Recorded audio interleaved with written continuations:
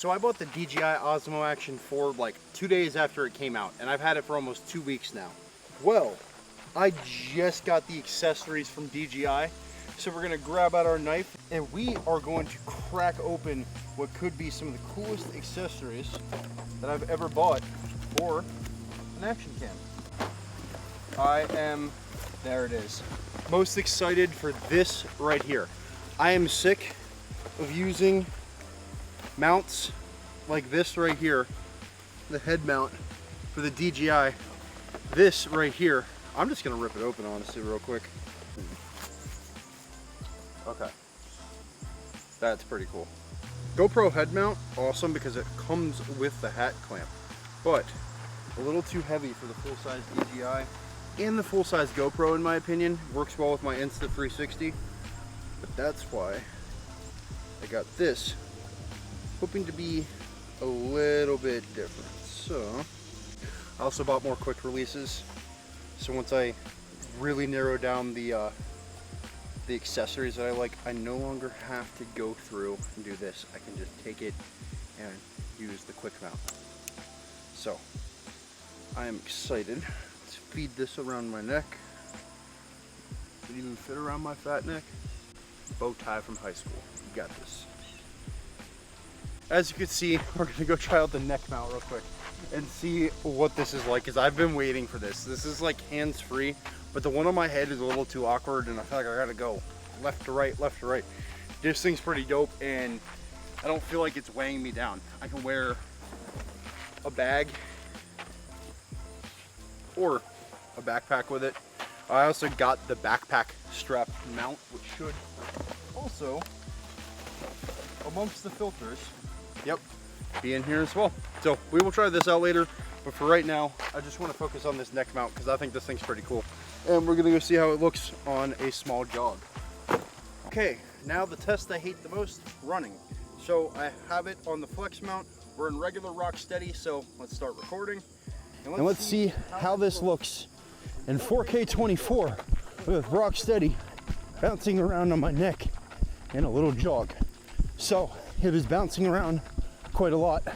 Not sure how this is gonna look, or if we're gonna get some of that ghosting jitter effect that you get when you have hard, sharp movements with action cameras like this and you're using some sort of EIS or electronic image stabilization.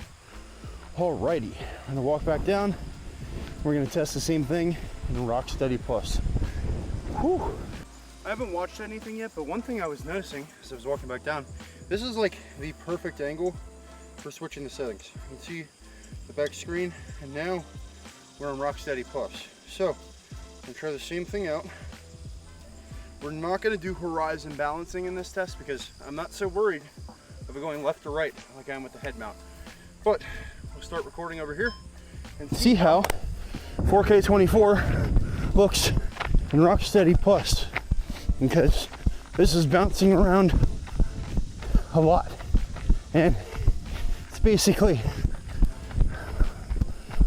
got the only thing supporting it being my man boobs. All right. Now that I'm dripping sweat and I've watched both of the clips back, I can confidently say I love this neck mount. It's way more comfortable than the head mount. The hat mount wears me down and the head mount, I feel like I'm going side to side. This is a lot more stable, but it does bounce around while running. I plan on using this for fishing, for a POV while shooting photos or doing stuff like driving. So for me, it's not gonna be a massive issue. I do want to pop it up on my computer to make sure the stabilization doesn't show any like artifacting or any ghosting. I've only had issues with that in extreme low light conditions so far. We're gonna give our final review back inside, but my outside and first impressions are that this neck mount is pretty freaking cool. I love it. I'm getting used to clipping and clamping it on now. Wouldn't advise it necessarily for running, but for walking, go around POV, it is fantastic. Now that we're back inside, I looked at the footage a little closer and I gotta say it looks amazing. There's no ghosting or artifacting, just a little sun flare from the lens. Now if I pull up both clips side by side and we look at the Rock Steady and Rock Steady Plus, they look almost identical in the ultra wide field of view. The camera was just bouncing around considerably as I jogged, but it did great.